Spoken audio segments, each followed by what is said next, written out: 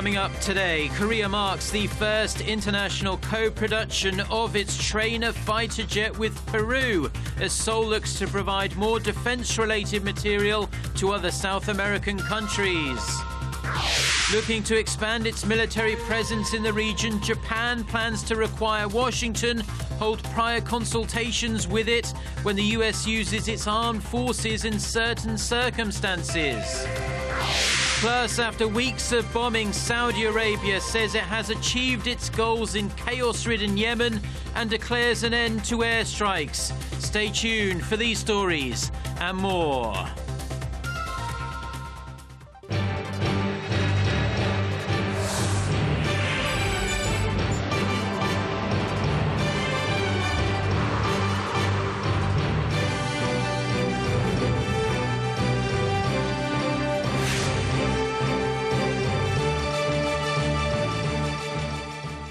Hello to our viewers around the world. It's 6 a.m. on Wednesday, April 22nd here in Seoul. It's great to have you with us. I'm Mark Broome.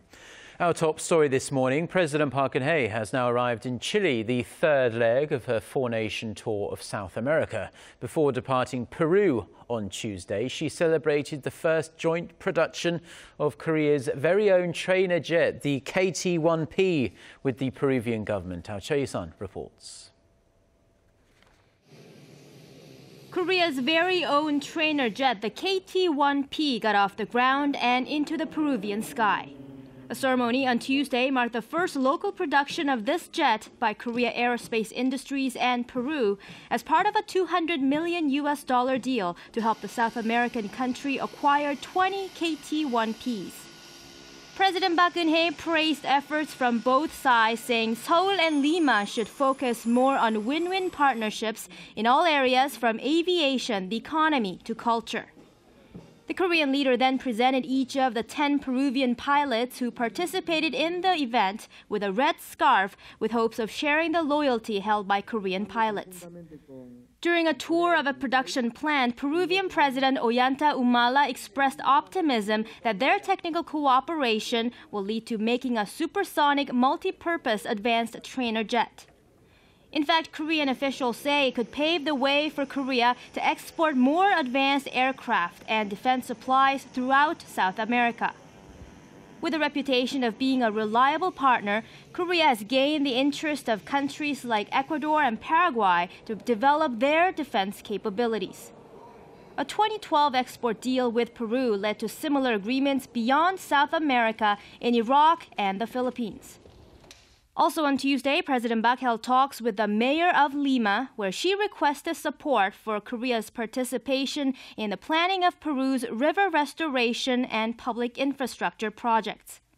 In Chile, the third stop of her South America tour, President Park will hold summit talks with Chilean President Michelle Bachelet and meet with Koreans residing in the country. Choi-sun, Arirang News, Santiago. And as a follow-up to that report, Korean pharmaceutical and medical products are set to gain ground in the Peruvian market, with a reduction in the local drug ministry's approval period coming soon. On Tuesday, Korea's welfare ministry said the Peruvian government is implementing an executive order to speed up Korea's listing on the countries of high surveillance list. Once that's accomplished, it will take less than 3 months for the Peruvian Drug Ministry to authorize Korean pharmaceutical and medical products. The Welfare Ministry said demand is growing in the relatively new Latin American medical market, which grew at an average of 13% annually from 2009 to 2013. Back here in Korea, and the probe into the bribery list scandal is picking up a serious head of steam. Prosecutors have arrested without warrant Song Wan-jong's closest aide and former executive member of the late businessman's company, Gyeongnam Enterprises. Park Joonho was arrested early Wednesday on charges of trying to hide evidence from the prosecution. They believe Park knows key information about the bribery allegations made in Sung's suicide note, as he has long been the manager of Sung's affairs. A team of prosecutors also raided the headquarters of Sung's company for the third time on Tuesday to secure evidence such as CCTV recordings, computer hard drives and documents including meeting minutes. Other close aides of Sung, like his secretary and personal driver, are likely to be summoned by the prosecution in the near future. Now, one of the people on that list is Prime Minister Lee Wang-gu, who this week said he would step down from his post. Korea's main rival political parties are in agreement over Lee's decision to resign. They expressed relief and called for a thorough investigation into the widening graft scandal. Ji Myung-gil reports. The ruling Saenuri party said Tuesday that it was unfortunate that Prime Minister Lee Wang-gu had to step down from his post, but said the choice was inevitable for the sake of the country. The ruling party firmly believes that the so-called Songwan-jong bribery scandal must be thoroughly investigated. We once again urge the prosecution to conduct a speedy and thorough probe into the graft scandal. The ruling party's floor leader, Yoo Seung-min, said the party is willing to launch an independent council investigation into the scandal if the main opposition New Politics Alliance for Democracy party agrees to do so. The main opposition party has not replied to that suggestion, but said the prosecution should take all measures to get to the bottom of the scandal. The resignation of Prime Minister Lee Wang-gu is not the end, but the start of the probe. The New Politics Alliance for Democracy will do all it can to reveal corruption involving officials from President Park's administration. However, lawmakers with the main opposition party may face similar bribery allegations, as suspicions grow that Song may have been paying kickbacks to members of both parties for years.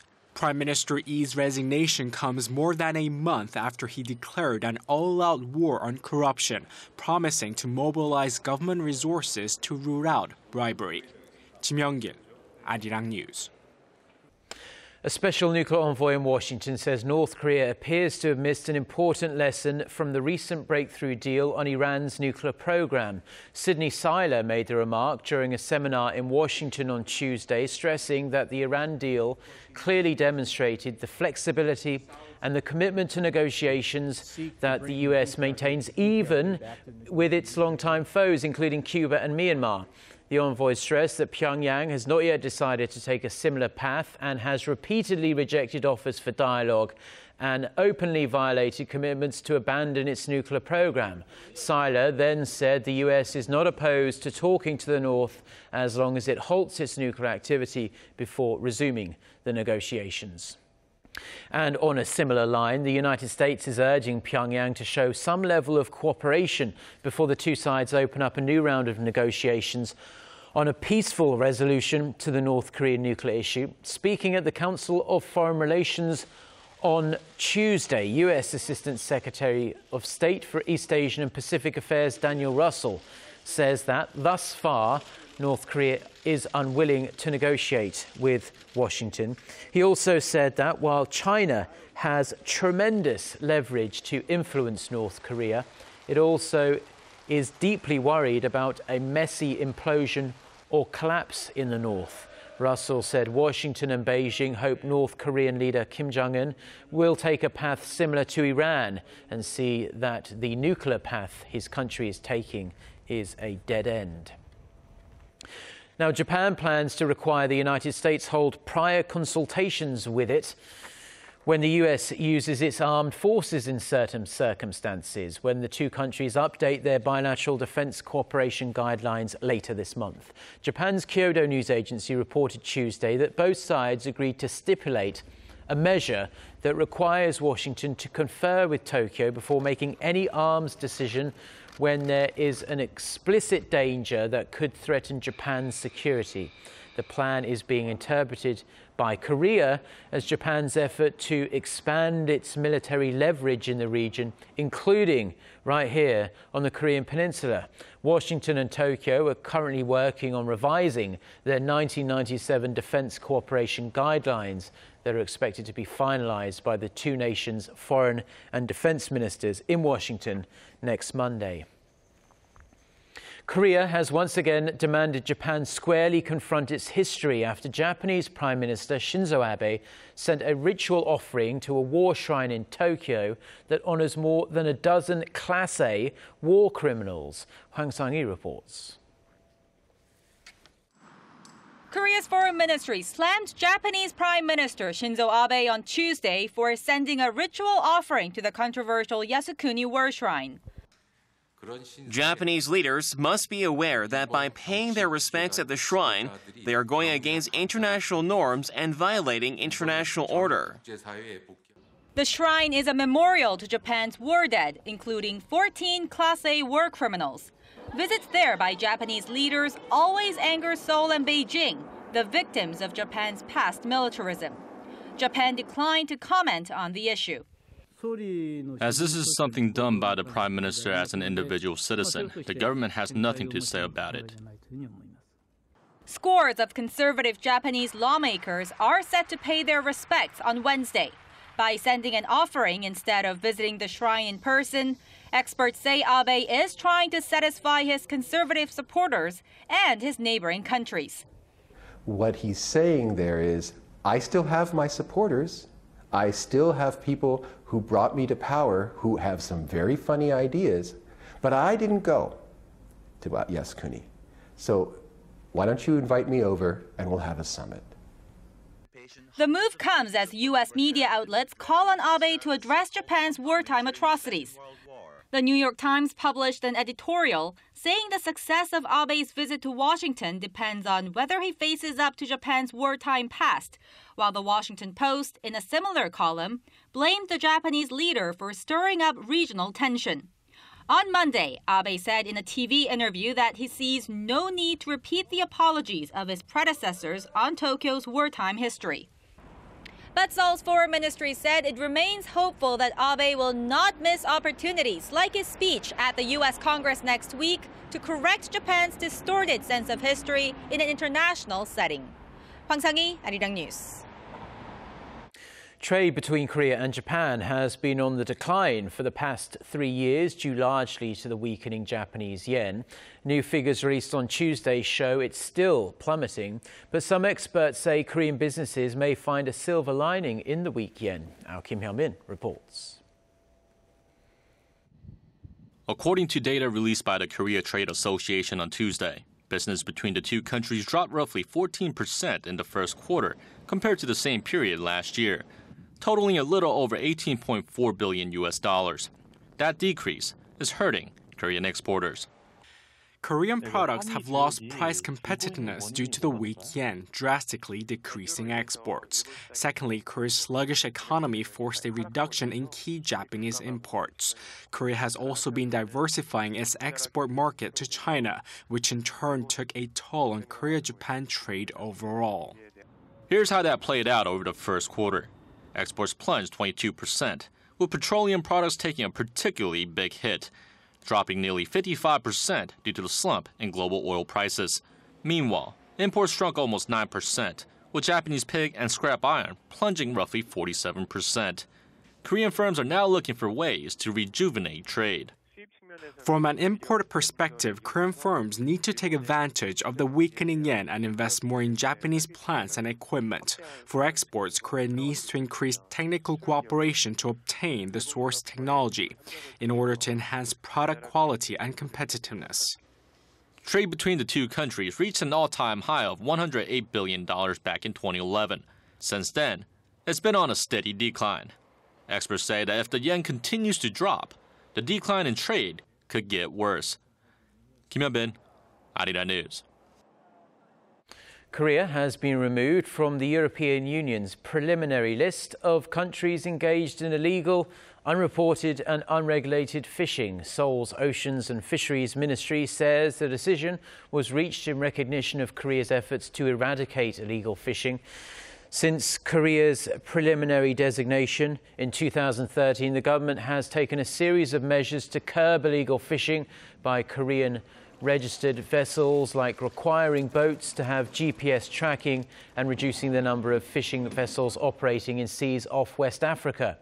The US removed Korea from its preliminary list of illegal fishing countries in February.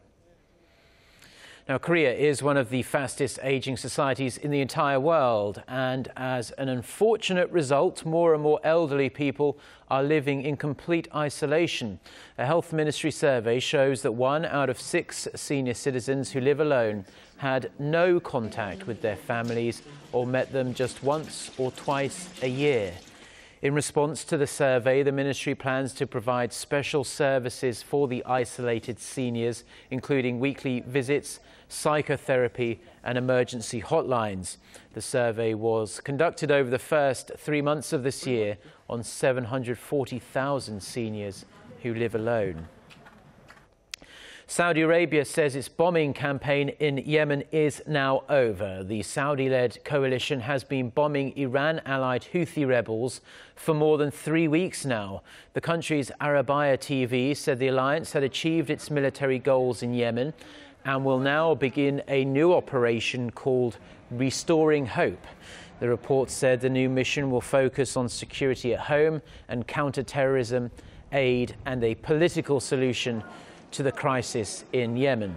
The Saudi-led coalition's bombing of Yemen is believed to have left hundreds of people dead and injured thousands in the Arab world's poorest country.